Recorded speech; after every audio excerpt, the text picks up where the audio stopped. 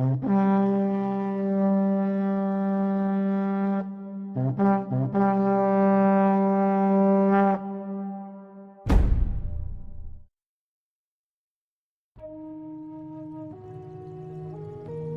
matter what tradition or belief we belong to, there is always that aspect of the divine that often puts people at ease in an almost maternal fashion regardless of their status, while paving the way for humanity to thrive for greater achievements. In the Yoruba pantheon of divinities, Oshun is perhaps the deity who is mostly likened to this. Based from the Yoruba culture, she is commonly addressed as the river spirit, and is typically associated with fresh and sweet waters, fertility, sensuality and love. Oshun is the youngest among the Orisha according to some sacred stories, and she is considered to be one of the most prominent divinity venerated by the Yoruba, and just like the others, she equally possesses human characteristics such as perseverance but also spite, vanity, and jealousy. It's believed that when the supreme god finished creating the earth, he sat back to contemplate his work, then realized that sweetness and love, the two things that would make life worth living, were missing, so he created Oshun and sent her to earth to cultivate those qualities for humanity. This prominent entity is very generous and loving but also has an extraordinary temper, which is difficult to sway when provoked, but in most cases she teaches mankind how to overcome difficulties through kindness and diplomacy.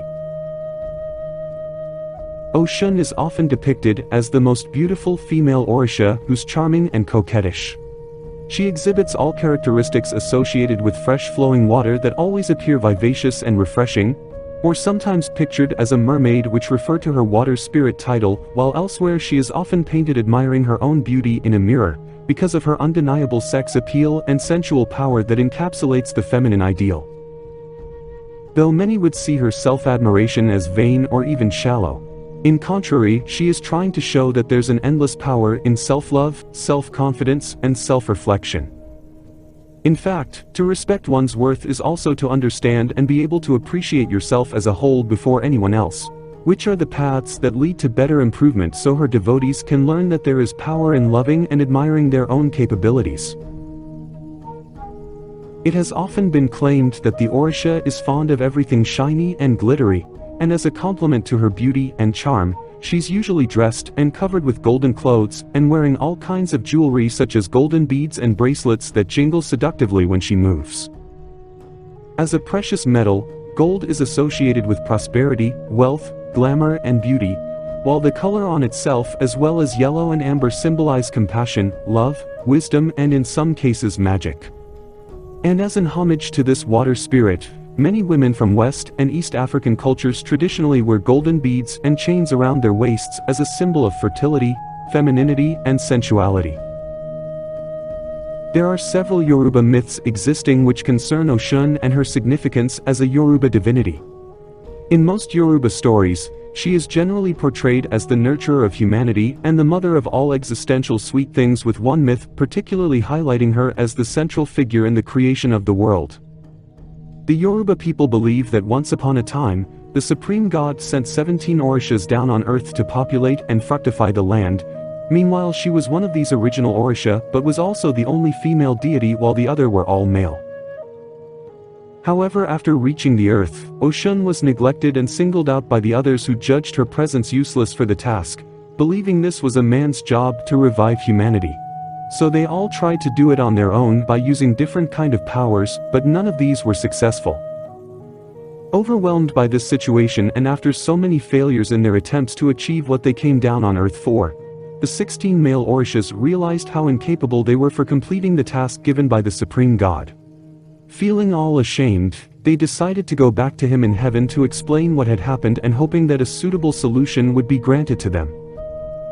But upon hearing their plea, the supreme god simply told them that the solution to this matter left heaven with them and hasn't returned ever since, so they have to seek for her, then bring her back if they want this problem to be solved. Soon as they know, the Orishas realized this was Oshun the supreme god was talking about, and they also understood that in no circumstances masculinity can produce life on its own, so they needed this deity personifying fertility to help them make life blossom on earth. The male Orisha searched for her all over, then asked her to help them, which she gently agreed without making any fuss whatsoever. And upon her return, Oshun brought forth her powerful waters that gave life to mankind and other species. In this version of the story, as there is another, the male spirits attempted to make the world without a female influence, and this exclusion is what caused the world to ultimately fail. While the first version actually reflects a patriarchal influence on Yoruba narratives that sprang up with the influence of Abrahamic religions. Therefore, the second version is in line and more consistent with traditional Orisha beliefs, which revere feminine powers as well as it would be for masculine supernatural powers. And just like this Yoruba story goes, Oshun is considered the divinity presiding over fertility, and without her actions humanity would immediately and simply cease to exist. In contrast to the previous myth, Oshun doesn't only give life, but also takes it away. When angered, she can bring forth so much water to flood the land, or may destroy it by withholding her waters, thereby causing heavy droughts and destroying crops. The Yoruba themselves have a myth involving the wrath of Oshun, telling how she was so furious at her devotees that she sent down massive rains that nearly flooded the world. But once she has been appeased, she spared her people from destruction by calling back the waters she unleashed upon them. Although she often appears to the world as a happy young woman with no cares, she can be petulant and demanding when her whims are not met, and can be vindictive when crossed. Vultures, and particularly peacocks, are her symbols due to the story in which the Orishas rebelled against the supreme god, thinking they could run the universe without him, as they live closer among the people on earth. As punishment, he withheld the rains, which induced any forms of life to start dying every single day. The Orishas knew that it was them who angered the supreme god and not the people, who later begged them to be saved, so they tried to summon Olodumare to bring back the rain. Oshun then turned herself into a peacock to fly and reach the supreme god sitting far up in heavens. However, the long journey exhausted her, but touched by her determination and bravery, Olodumare healed the Orisha and ultimately allowed her to bring the rains back to the people, thus saving humanity. In this context, Oshun and her sacred birds are seen as symbols of perseverance and courage. Therefore, due to her lack of self-interest, the supreme god rewarded her by making her his favorite Orisha. Because of her tremendous sensuality, Oshun won many lovers, among whom was Orunmila, the Orisha of wisdom and divination. But the marriage that is the most prominent and the most commonly discussed is the one she had with the Yoruba deity of lightning and thunder. The story along that line says that in her mortal life, Oshun is said to have fallen in love with King Shango, who ruled the Oyo Empire at the time, before turning into an Orisha after his death. Since then, Shango has been married to 3 wives, with Oshun mentioned as to have been his favorite, subsequently becoming the first woman to be referred to as an Ayalade, which is a high-ranking female chieftain in most Yoruba traditional states. Following her posthumous deification, Oshun was admitted to the Yoruba pantheon as an aspect of a primordial divinity of the same name. According to local traditions, the first encounter between Oshun and humanity took place in the Nigerian city of Osogbo, which is now considered to be sacred by the Yoruba, as it is believed to be fiercely protected by the powerful spirit. The legend holds that Oshun granted permission to the people of Oshogbo to build the city nearby the Oshun River, and she promised to always provide for them and grant their prayers if they worship her dutifully by praying, making the obligatory offerings, and perform other significant rituals in her honor. Out of that first interaction between the people of Oshogbo and the water spirit ensued a festival known as the Oshun Festival, which is still celebrated by the Yoruba people up to this day. Each year, devotees of Oshun and other people belonging to Yoruba religious tradition would go to the Oshun River to pay tribute to the water spirit, offer sacrifices, and pray for a variety of things such as wealth and pregnancies for families. The procession is led by young women, especially virgins from the king's lineage and who now bear the name Arugba. The chosen carriers of Oshun's sacred calabash will be the ones offering the sacrifice to the deity. And even though other Orishas are honored during this festival, its climax is solely centered around Oshun. The city of Oshogbo is also the home of a sacred forest located along the banks of the Oshun River, just on the outskirts of the city itself.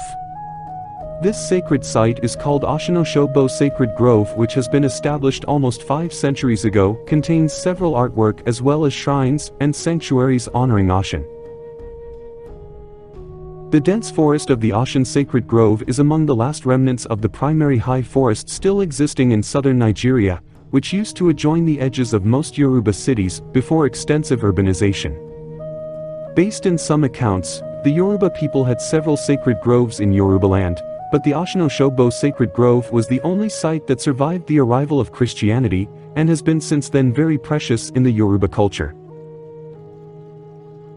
It's not accidental to often come across images picturing Oshun drenched with honey or wearing a honey pot around her waist, because in many cultures honey represents fertility and pregnancy as well as male sexual pleasure. On the more spiritual level, honey represents an auspicious omen and a sign of good luck and joy. Often associated with the concepts of femininity and the power of women, Oshun is particularly significant for those who want children, and whoever may suffer from infertility usually call upon her for assistance.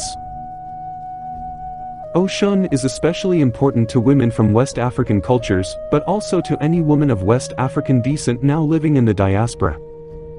With the impact of the transatlantic slave trade, the Yoruba religion greatly dispersed and impacted other cultures outside the African continent. Oshun has subsequently become an important figure that is now found in the Americas, where she is known by other names in Brazil and within the Santeria religion of the Caribbean. She's syncretized with the Virgin of La Caridad de Cobre, who is the patroness of Cuba, which makes her precious to Cuban citizens who celebrate her feast day of September 8th as a major holiday. In Brazil, she has been adopted in all Afro-Brazilian religions as the Orisha of the fresh waters, worshipped at rivers and waterfalls, with her devotees seeking for her whenever dealing with romantic problems related to marriage or other relationships. As the Orisha of financial life through wealth and prosperity, she earned the name Lady of Gold, referring to copper, which was the most valuable metal back in the time. In the Candomble pantheon, Oshun is often called Lady of the Moon, and she is portrayed as the patron deity of gestation and fecundity who receives prayers from women wishing to have children while protecting them during pregnancy. The Orisha also look after children until they begin to speak, reason why she is affectionately called Mama Oshun by her devotees. However, in this latter role, Oshun highly shares similarities with another Orisha, and as such confusion is often made between them.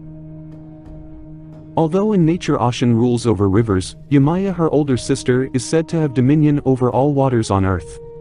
So based on the location where they are both supposed to be worshipped, smaller water bodies like rivers and lakes are more suitable for worshipping Oshun, while much larger water bodies like the ocean belong to Yemaya.